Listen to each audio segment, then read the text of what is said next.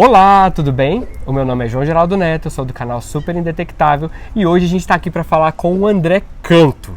Sabe quem é o André Canto? Deixa eu explicar aqui rapidinho. Tem um filme muito legal que fala sobre uma parte da história do HIV chamado Carta para Além dos Muros.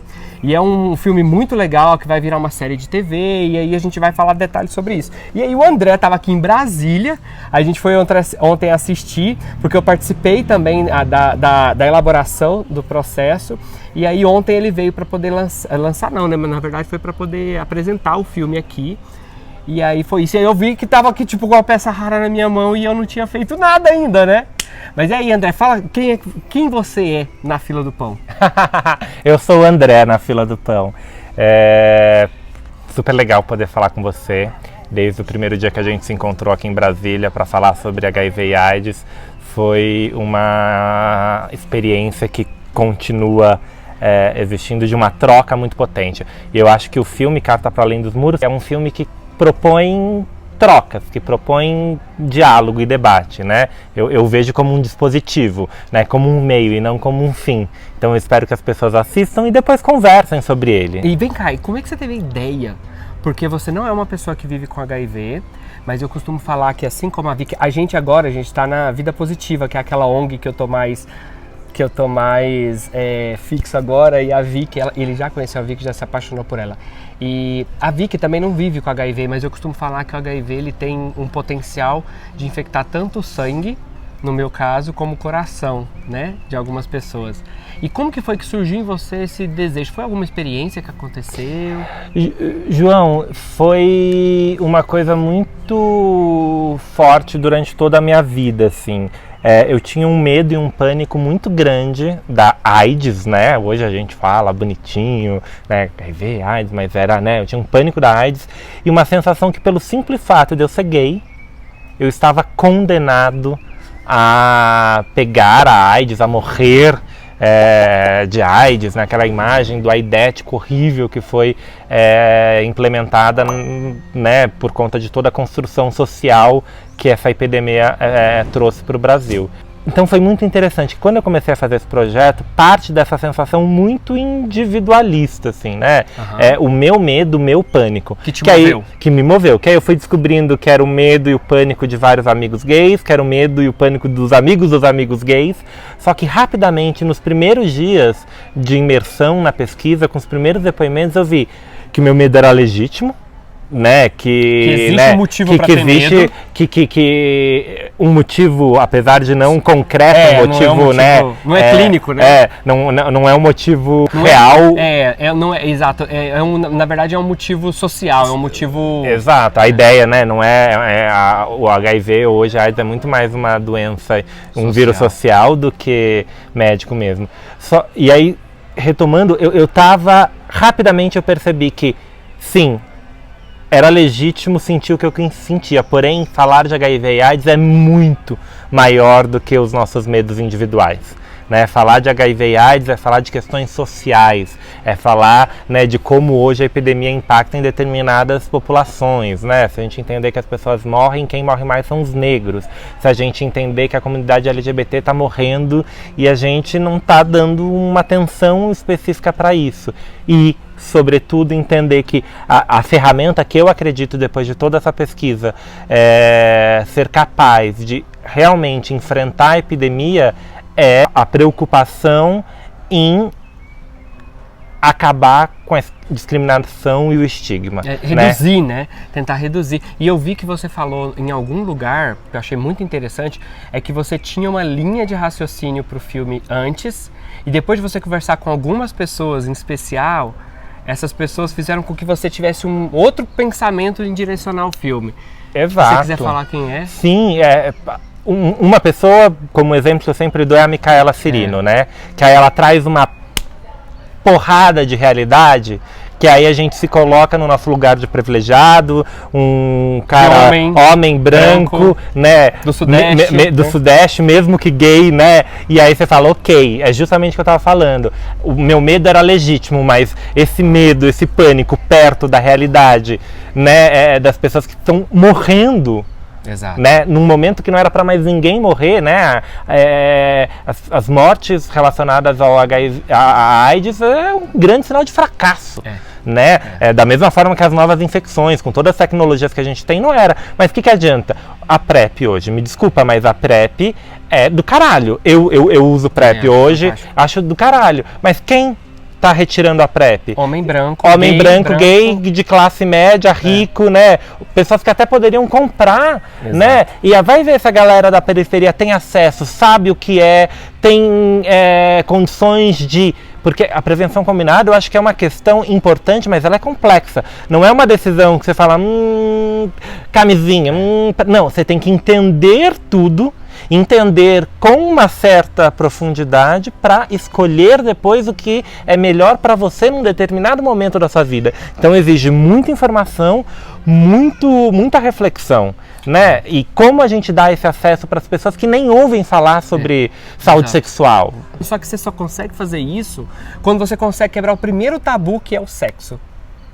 Porque tudo isso, todo o problema que tem do HIV é porque ele tá ligado à porra do sexo. É uma construção social que vem né, de anos e anos. E nisso, a epidemia de AIDS, no início dos anos 80 e 90, trouxe sequelas muito profundas, né? Imagina, início dos anos 80, a comunidade LGBTQ se liberando, né? A questão do pride, do orgulho, colocando isso para fora. E vem uma doença que é automaticamente ligada a essa questão do sexo, que vira uma marca dessa comunidade de uma forma equivocada, mas vira. Né? Então isso traz hoje o meu sentimento de jovem, mesmo com os meus privilégios de jovem gay que acha que que ia morrer de AIDS pelo simples fato de ser gay, vem dessa construção, né? Claro. No Rio, eu encontrei, veio espontaneamente uma enfermeira, uma profissional da saúde, conversar comigo. Ela estava com a filha, ela virou e falou: você acredita que eu trabalho com isso no meu dia a dia e nunca tinha tido uma conversa com a filha? E ela estava se culpando, né? E eu virei e falei: sim, você é responsável mesmo. Que bom que você se atentou a isso agora, mas sim, era uma falha sua. Como você, profissional de saúde, que fala de IST, de saúde, não fala com a sua filha. Um outro professor de rede pública que até é um personagem do filme que eu conversei, ele virou e falou assim: os alunos de 11, 12 anos aprendem a sexualidade através dos canais pornôs, assistem Xvideos e eles acham que sexo é o que eles veem no... ele até fala assim, além da questão da prevenção, tem uma questão de como eles constroem a sexualidade na cabeça, porque eles acabam achando que sexo é aquilo, e eles acabam se frustrando, porque sexo não meu pau não é daquele tamanho, a mulher não vai ser daquele jeito, ela não vai agir daquele jeito, a submissão do homem, a submissão da mulher sobre o homem nos filmes pornô sempre é uma coisa muito frequente e na verdade não é assim, né? As mulheres estão cada dia mais apropriadas, elas estão tomando as rédeas, inclusive as mulheres estão procurando sexo tanto quanto os homens, então aí ele se frustra, porque ele constrói um ideal que foi baseado num fetiche, né? Exato. Numa fantasia, e aquela fantasia ela fica tão forte.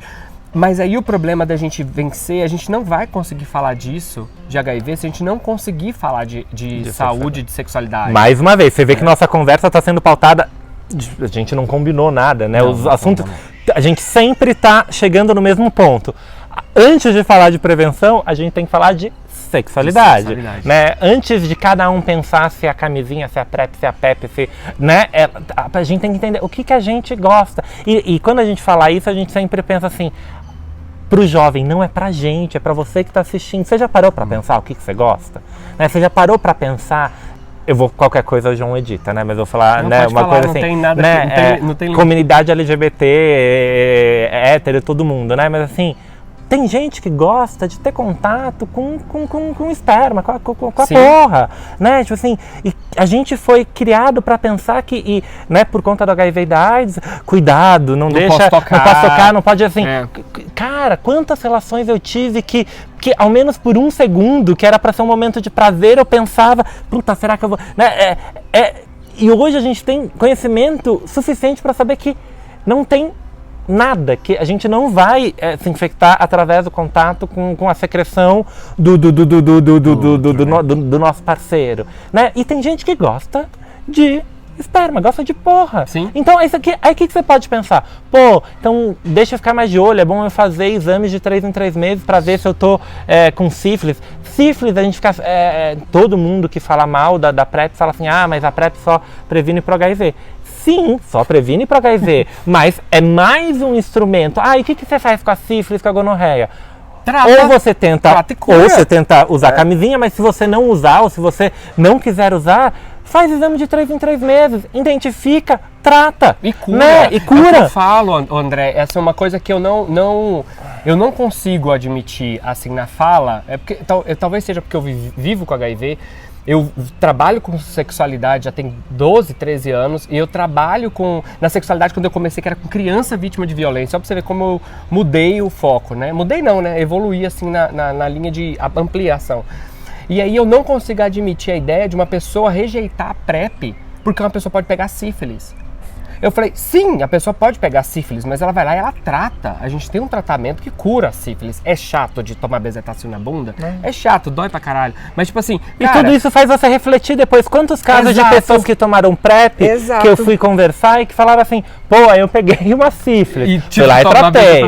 Aí eu fui e peguei a segunda, aí eu falei assim... eu peguei gonorreia, aí você fala assim, não, então acho, né? É isso, mas é da liberdade. Exato. E dá pra fazer isso com consciência, né? Sem hipocrisia. Agora, tem que refletir. Então, não é só esse papo, não é só pro cara que tá lá na escola que a gente quer conversar, é pra cada um aqui. Vamos, pelo menos com a gente mesmo, ser livres, honestos. Não sejamos hipócritas. O que a gente gosta? Né? Fomos muitas gerações, né? Foram gerações que foram impedidas de pensar o prazer com liberdade. Hoje a gente tem ferramentas que nos permitem. Mas você precisa ter informação. Informação para fazer com responsabilidade, mas com liberdade. Exato. Né? E sem a culpa. Você sabe uma coisa que eu noto muito? Eu recebo muita mensagem pelo WhatsApp, porque eu coloquei o meu telefone num vídeo que eu fiz e tipo o vídeo viralizou muito. E, tipo, não é o público que eu recebo no meu WhatsApp, não é necessariamente o público que eu gostaria de receber. Eu gostaria de receber pessoas que vivem com HIV, que estão com diagnóstico ou com dificuldade, mas o público que eu mais recebo é quem não tem HIV e está paranoico. E eu percebo que a paranoia está muito associada à culpa. Sim. Então, e ela está sempre associada Nossa sociedade judaico-cristã na veia. O que acontece é que é o seguinte, as pessoas que me procuram, geralmente, elas fizeram algo errado para elas. Errado eu coloquei entre aspas, porque o errado para mim é totalmente relativo.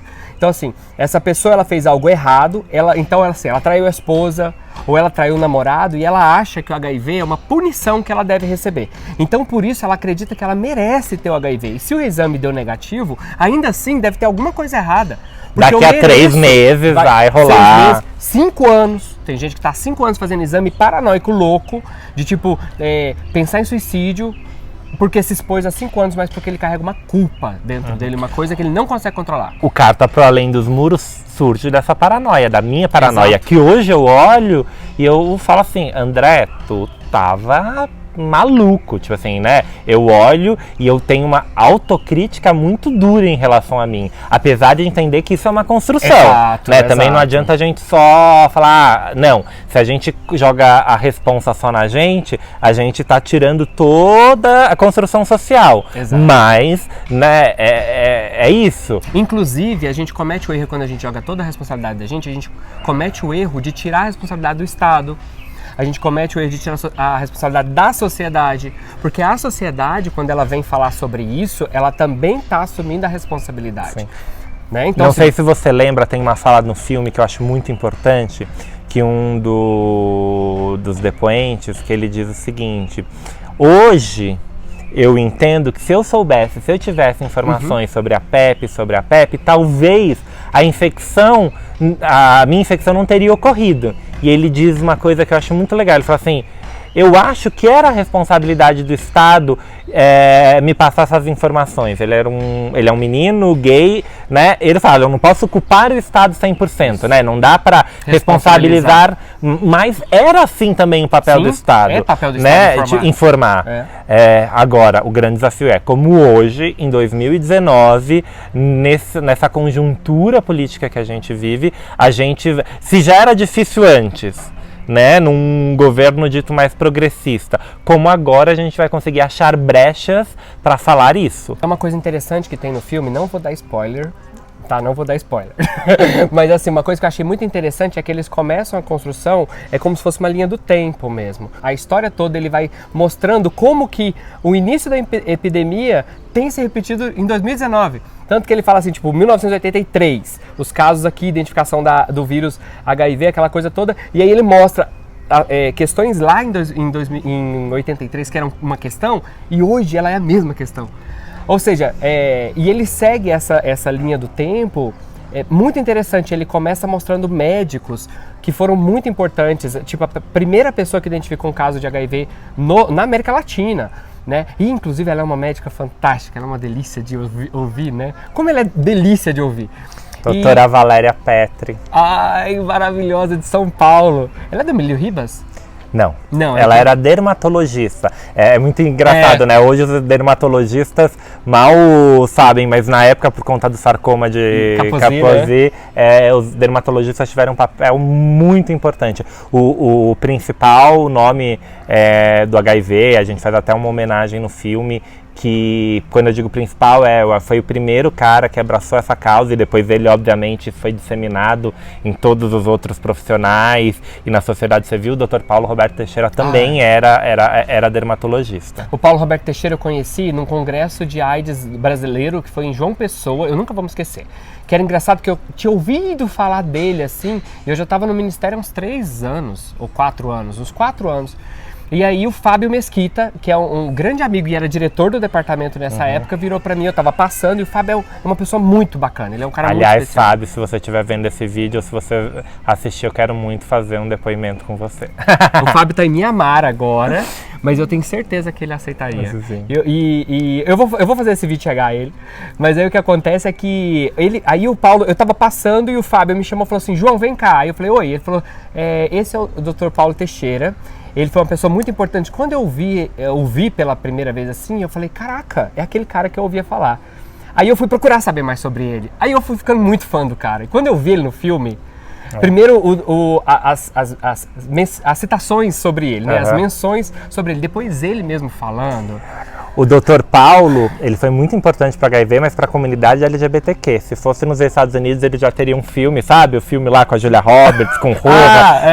Do Normal Heart. Né? Ele teria, o Paulo, se fosse nos Estados Unidos, ele já teria a sua vida contada em filme. Porque assim, ele foi um grande herói para o HIV, mas também para a comunidade LGBTQ. E tem momentos muito importantes que eu acho, por isso é que eu falei que eu gostei muito da linha do filme, porque ele fala de momentos muito fortes, muito importantes. Da lei do medicamento, né, em 96, depois a fala do Cazuza, que é uma figura muito importante, que trouxe uma visibilidade para o HIV muito importante, e aí a hashtag vamos falar sobre isso, né? Vamos falar sobre isso. Precisamos falar sobre isso. Eu já erro a hashtag. Eu vou colocar a hashtag, inclusive, na capa do vídeo. Então, precisamos falar sobre isso. O Cazuza foi uma grande voz, né, para isso, e fala também dos problemas que essa visibilidade trouxe para ele. Né? E depois fala também da quebra de patentes, explica, porque assim, é engraçado que até eu trabalhei 7 anos no Ministério da Saúde. Lá a gente não tinha uma visão tão certinha sobre isso, com relação a essa quebra da patente. E o filme, além de tudo, além de ser um filme que é comovente, que ele é um filme que mexe muito com os sentimentos da gente, né? Da gente que está na luta, ele é um filme muito informativo. É por isso que o pessoal eu acredito, né? A informação é o caminho. A gente precisa, e a informação precisa chegar nas pessoas que mais necessitam recebê-las, né? A gente, é uma questão no HIV e na AIDS também que fica muito claro. Quem precisa receber as informações, né? Eu vou entrar Eu acho que a sociedade como um todo, no sentido de desmitificar tudo isso, porque uma pessoa que não tem nada a ver com um movimento, que não tem, né? Quando vê o filme, pelo menos é o que eu tenho recebido, ela fica... Ela repensa o que ela construiu sobre o HIV e AIDS, mas principalmente quem precisa receber essa informação, né? Exato. E quem precisa pode ser eu, pode ser João, pode ser você, né? É a gente parar para pensar também o que a gente pensa sobre isso. E aí eu né? queria falar sobre isso, do quem precisa. Eu tenho uma visão muito particular sobre isso e ela não é uma unanimidade. Por exemplo... Adoro, né? Temas polêmicos. É porque é o seguinte, eu sempre me posiciono. Eu vou te falar o que eu me posiciono, mas você pode falar o que você quiser, bom, se você sim, discorda, sim. tá bom? Mas é conversar, dialogar. É isso mesmo, e eu acho que é importante a gente entender o que o outro pensa. O que acontece é o seguinte, eu tenho uma visão muito particular com relação a reconhecer a vulnerabilidade das pessoas LGBTQ. Na verdade, não L, né? Tira as lésbicas, mas basicamente os gays, bissexuais, mulheres trans, né? Mas antes disso, os homens que fazem sexo com homens. Então, assim, eu sempre falo que é muito importante a gente falar que essas pessoas são muito vulneráveis. O que acontece é que parte do movimento LGBTQI, ele não concorda com esse enfoque. Assim, tipo, a gente não deve falar, por exemplo, ações. O projeto Aura Agora, que é um projeto que eu trabalhei em Curitiba, ele é um projeto voltado para homens gays e agora está sendo ampliado para mulheres trans também. Então, lá tem enfrentado também muita resistência. Toda vez que sai uma publicidade, uma publicação falando sobre isso, a pessoa fala, mas é só viado que pega HIV, porque vocês estão reforçando o estigma. Eu acho, sinceramente, uma irresponsabilidade a gente anular isso, porque a gente está, na minha opinião, cantando no mesmo tom que os conservadores, porque eles querem nos matar. Os conservadores querem acabar com os gays e eles acharam no HIV uma excelente ferramenta. Então, quanto menos eles falarem que o HIV é específico de gays para criar política pública, porque quando você reconhece que gays e travestis morrem mais do que... e pretos, né? Mais ainda, para você ver como essas pessoas são difíceis dela acessar. Quando você nega isso, você está exterminando essas pessoas. E Micaela fala isso no filme, que existe de fato um plano, vamos colocar assim, não é um plano... mas existe um plano inconsciente de extermínio da população negra. Eu concordo com você. É uma bandeira que eu carrego.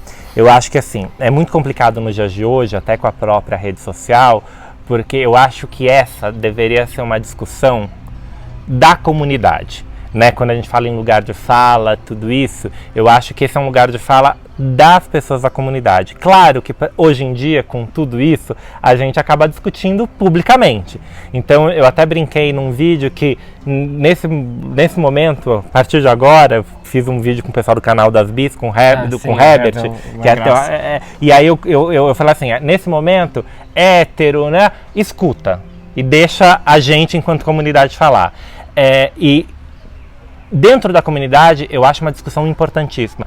Na própria abertura do filme em São Paulo, eu fiz um chamado pro pessoal da parada LGBT de São Paulo que estava lá, dizendo que não dá para aceitar que a parada, já com 20 e poucas edições, ainda não tenha assumido a parada de São Paulo, que é a maior do mundo, como tema central a questão do HIV e da AIDS. Né? Mas tem ação, não, né? Morrem por ano, segundo dados do boletim epidemiológico, ao menos 3.600 LGBTQs no país. Esse número, eu digo ao menos, de AIDS, em decorrência da AIDS, desculpa. Esse número, eu adoro, né, frisar ao menos, porque a gente sabe que muitas pessoas que morrem da ocorrência da AIDS não têm no... subnotificado. Né, subnotificado. Né? Ou seja, se a gente fala que por ano morrem em decorrência o Carué traz isso com de violência, né? Em relação, morrem aproximadamente 400 pessoas por violência LGBTfóbica no ano, a gente está dizendo que a AIDS mata 10 vezes mais. Ou seja, a nossa comunidade, a violência é muito importante, a gente tem que lutar contra ela e a gente está avançando nisso. Mas em relação à AIDS, ela é realmente o viés do genocídio da nossa população. E nós, LGBTs, temos que olhar para isso. passar por todo o preconceito, tomar cuidado sim, e enfrentar qualquer tentativa de associar a AIDS ao gay no sentido negativo, mas de entender que é uma infecção que, por questões fisiológicas, incidem mais na nossa população, e a gente tem que começar a falar disso com liberdade, né? Eu vejo campanhas da Austrália que diz assim, quer trepar sem camisinha, use a PrEP. Que fala com liberdade disso, a gente tem que saber falar ninguém melhor do que nós mesmos. Lembrando, esse papo tá aqui na comunidade LGBTQ. Héteros, escutem, né? Mas quem fala sobre isso somos nós. Ninguém melhor do que a gente mesmo para falar e entender o que a gente precisa. Só que enquanto a gente achar que falar disso nos vincula, a gente tá perdido. Nós continuaremos morrendo. Exato. Então eu concordo, mas eu acho que tem esse cuidado. Não, é isso. Um papo nosso. Exato. Né? As outras pessoas, as outras comunidades, claro, é um fator que a população negra tá completamente ligado. Hoje quem se infecta mais e quem morre mais em decorrência da AIDS são os jovens gays negros. Isso. Então assim, temos que falar sobre isso. Entre a gente, com respeito, né? Quem está de fora não tem o direito, não tem um lugar de fala para discutir isso, mas nós temos que falar. Uma coisa que para exemplificar o que o André está falando, por exemplo, que uma deputada, eu não vou bater tambor pra gente maluca, não vou falar o nome de gente mais negativa. Mas uma deputada fez um post dia desses criticando uma decisão judicial, e ela associou os gays, tipo, a liberdade para ser gay com o aumento do número de AIDS. Isso não é permitido. Não é a mesma coisa de reconhecer que o HIV mata mais gays, entende? Sim. É isso, exemplificando isso para ficar claro para vocês. Foi uma análise superficial, equivocada, e burra, preconceituosa dos dados, mas é isso. Temos que falar sobre isso. E quando alguém, né, que não tem esse lugar de fala, quiser falar alguma coisa, a gente fala assim, muito obrigado, mas não cabe a você. A não ser profissionais que queiram fomentar. Então acho que esse é o único cuidado, né? E quando a gente fala de internet é complicado porque a gente está falando para todo mundo. Mas eu gosto dessa brincadeira. A partir de agora você só escuta e a gente fala, né? Agora eu também acho ao mesmo tempo que para levantar a bandeira positiva todo mundo pode falar sobre isso, né? Não, falar sobre HIV/AIDS todo mundo. Tô falando da discussão do filosófica, sobre a comunidade gay versus o coisa. Como tem outras coisas que eu não posso... A população negra, como é que a gente vai falar? Mulheres trans. Sim. Por isso que tem a Micaela, tem milhares de pessoas que podem falar sobre isso. A gente tem que saber o que a gente pode falar. A bandeira de levantar, de disseminar o assunto, de fazer com que o assunto chegue é de todo mundo. Mas a discussão, é de quem pode dizer. Só a gente mesmo consegue. Só a gente não. Só a pessoa que vive aquilo é que tem condição de falar, né? E a gente tá num lugar muito privilegiado, né, João? Eu sempre falo isso. Eu falei isso, eu acho que inclusive lá no depoimento. Eu sou muito privilegiado. É muito então tem que tomar muito cuidado. A gente tá aqui bonitinho, sentado, conversando, né? E a gente sempre tem que lembrar disso. A gente sempre tem que entender o nosso privilégio. Exato. Eu falei isso, acho que na última live que eu fiz na quinta-feira passada, que é isso, é entender que, pra mim, as pessoas falam, mas é muito difícil você sair. Foi muito difícil você sair do armário do HIV? Não! Tipo, eu tive a oportunidade de estudar, de trabalhar, minha família me aceitou. Fez disso o seu trabalho. Sou branco.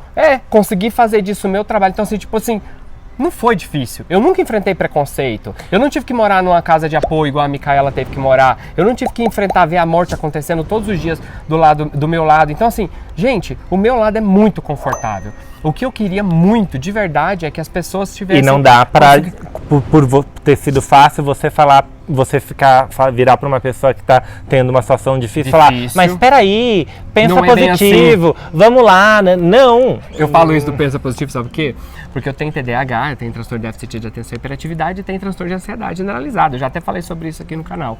O que acontece é que quando eu tava com crise de ansiedade, as pessoas falavam, João, vai meditar, vai nadar. Eu falei, caralho, eu não consigo dormir, porque a minha cabeça não para. Como Se eu for tentar meditar, eu não vou conseguir, não tem chance. Então, assim... A frustração vai me deixar pior do que... Pior ainda. Então, assim, falar para as pessoas, é você minimizar a dor do outro, Sim. né? E aí é usar uma coisa que eu falei no primeiro vídeo desse canal, que foi uma psicóloga amiga minha que até a gente tava falando sobre ideação suicida, e ela falou, a gente não deve se usar como régua do mundo. Não. Porque aí você coloca tudo pelo seu viés. Aí é que entra quem é promíscuo, é quem transa mais Sim. do que eu, entende? Então assim, aí você começa a fazer juízo de valor. E quando a gente fala de HIV e AIDS, a gente tem que lembrar, num momento, eu tenho dito muita coisa, a gente está se desconstruindo a ala progressista da sociedade, está se desconstruindo para tantas coisas, né? A gente tem falado desde questões importantíssimas como racismo, né?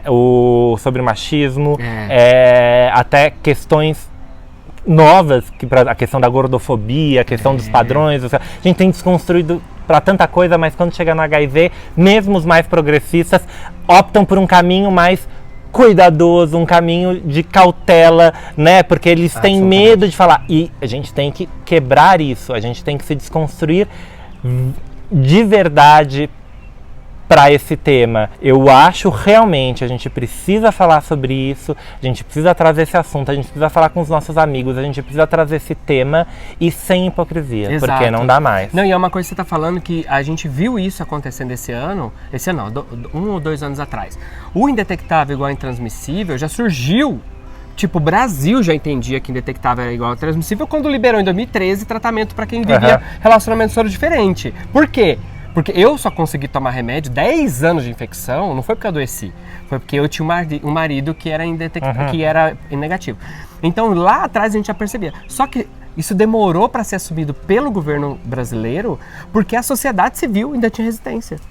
Ó, para você ver, a própria sociedade civil tinha uma super resistência em assumir que indetectável não transmite o vírus. E a gente sabe hoje do benefício que tem isso, tanto o benefício individual, quando eu paro de me ver como uma bomba relógio, que foi exatamente como eu me sentia quando meu marido teve que fazer PEP, e só anos depois é que eu tive a liberdade de transar sem vigilância. Exato. Não, você tem razão e eu só trago um ponto. Eu sempre gosto de fazer os paralelos. Quando você fala, né, do movimento HIV/AIDS, que durante a história também em alguns momentos foi resistente a algumas questões, a gente sempre tem que lembrar, eu dou o exemplo do tratamento. Hoje eu falo, o tratar HIV é simples.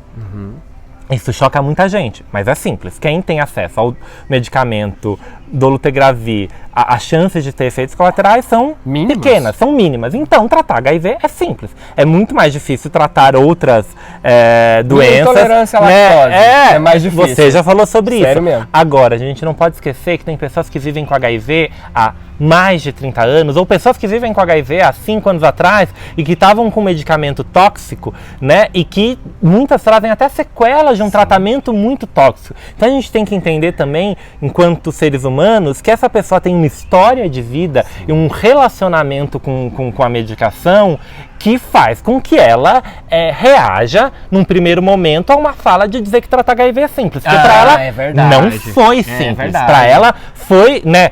Exato. Mas também a gente não pode deixar de falar que é. Então, sempre tomar o cuidado e ter o diálogo.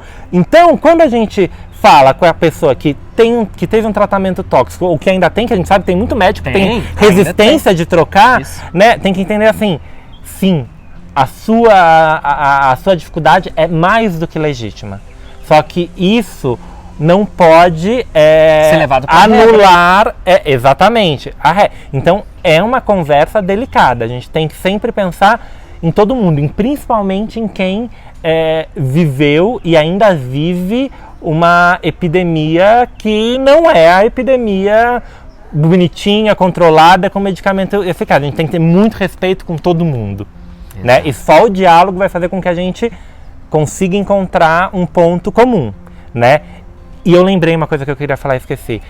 Num momento de muitas desconstruções, vamos desconstruir essa questão do HIV, mas num momento também que a gente fica puto, que os governantes fecham os olhos para a ciência e discordam num momento em que a gente discute se a Terra é plana, né?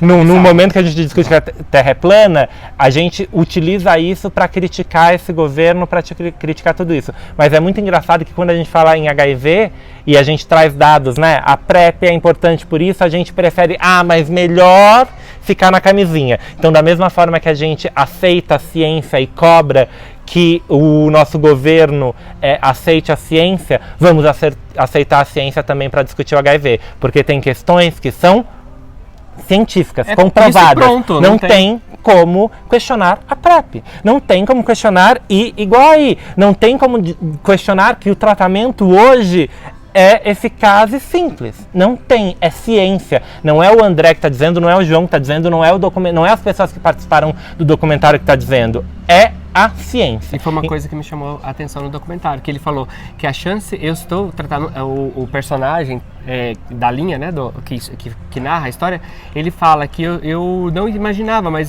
hoje eu sei que tratando e ficando indetectável, a chance de eu transmitir o HIV para meus parceiros sexuais é nula. Aí eu falei, é nula? Isso. Não é 99, é nula. Não tem nenhum caso, maluco. E é ciência. Então, não dá pra gente defender a ciência no assunto, mas e se? no assunto que nos... Eu falo isso principalmente porque eu acho que é uma conversa pra gente ter enquanto ala progressista da sociedade. É só pra perceber que a gente também tem os nossos próprios preconceitos. E quando a gente fala em HIV, a maioria das pessoas ainda, mesmo progressistas, preferem optar pela cautela.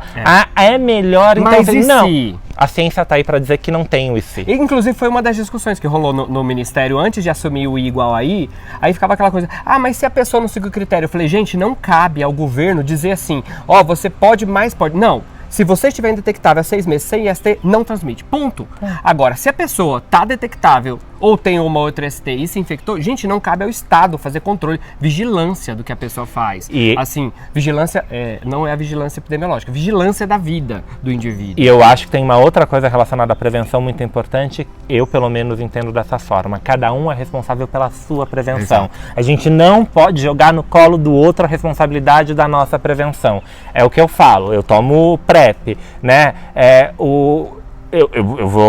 Posso dizer numa relação, eu tô em PrEP, mas o cara, ele tem que entender o que ele escolhe para a prevenção dele.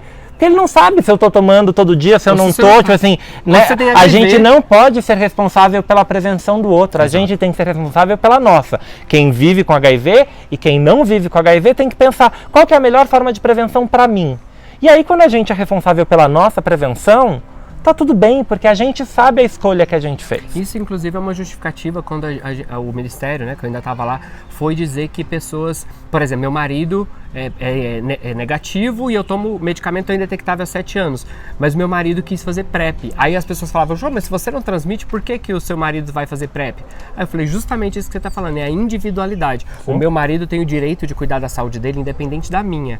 Porque se um dia acontecer de ele se infectar porque eu tô, sei lá, falhei o medicamento, enfim. Gente, e existem, não sei se é seu caso, mas existem outras formas de relacionar. Tem relacionamento aberto. Uma coisa é com você, outra coisa é o que ele pode fazer fora de casa. Tipo assim, né? Então a gente tem que parar com essa hipocrisia também, né?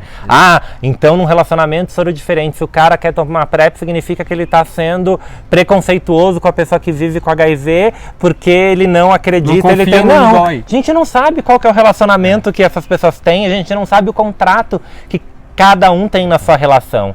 Então a gente tem que, né, cada um pensa a sua prevenção. E se pensar a sua prevenção significa dividir com o outro, significa acordar com outro alguma coisa, a gente sabe, dentro da prevenção combinada, a gente prevê a ideia do acordo. Eu estou num relacionamento monogâmico, a gente não vai usar camisinha entre a gente, mas fora a gente vai... É uma forma de pensar a prevenção também, mas parte do que eu decidi como indivíduo, não do que a gente decidiu como casal. Exato. Você quer falar mais alguma coisa, André? Assistam filmes e sigam a gente nas redes sociais, @precisamos falar sobre isso, no Insta, no Face e no YouTube, e no Twitter, @precisamos falar. E tem a hashtag também. E tem a hashtag falar também. Sobre isso. Espero vocês. Sempre falar sobre isso. Pessoal, é isso, André. Obrigado. Obrigado a você. Obrigado. De verdade mesmo, obrigado por passar essa tarde comigo. Adorei. E ainda me apresentar a Vicky, que ela fica passando toda hora, eu fico que nem bobo. Apaixonado. Que pessoa incrível. Eu vou fazer um vídeo com a Vicky. Tem que fazer. Eu tô comendo mosca, cara. Gente super Uma das pessoas mais incríveis que eu já conheci. Eu também. Um beijo. Tchau, tchau. Tchau.